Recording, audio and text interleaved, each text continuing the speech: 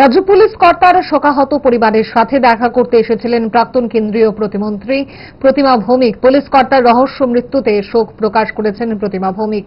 Police কর্তার স্ত্রীর সঙ্গে দেখা করে জানিয়ে আসেন শোক এবং সমবেদনা। এই কঠিন মুহূর্তে পরিবারের পাশে থাকার কথা জানিয়ে আসেন প্রয়াত পুলিশ কর্তার স্ত্রীকে। সরকারি আবাসন ছেড়ে বেরিয়ে আসার পথে সংবাদ মাধ্যমে নিজের শোক প্রকাশ করেন প্রতিমা ভৌমিক।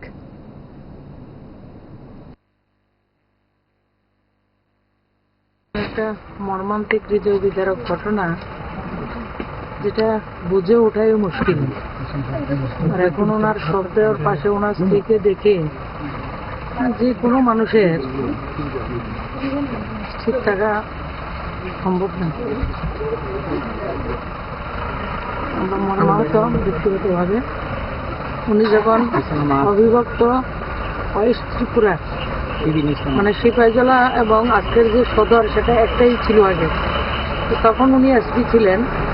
অনেক সময় অনেক সহযোগিতা আমি তৎকালীন সময় পেয়েছি এবং একটা সময় উগ্রমতির সমস্যা ছিল। আমার খেয়াল আছে, আমার এদিকে যে ইঞ্জুরিয়াতে একটা ঘটনা হয়েছিল 2000-এর দিকে, তখন উনি প্রায় 10-12 ঘন্টা আমরা একসঙ্গে ছিলাম।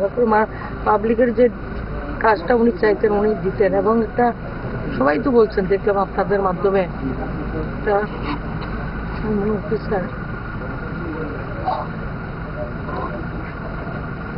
বলার ভাষা নেই।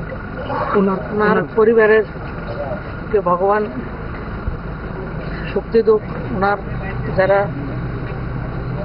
আত্মীয় পরিজন শুভানুদ্দি রয়েছেন সবাইকে যাতে ভগবান শক্তি দেন এই যে কষ্টের মুহূর্ত সেটা থেকে উত্তরণের জন্য, এবং ওনার আত্মার সদ্গতি কামনা করি।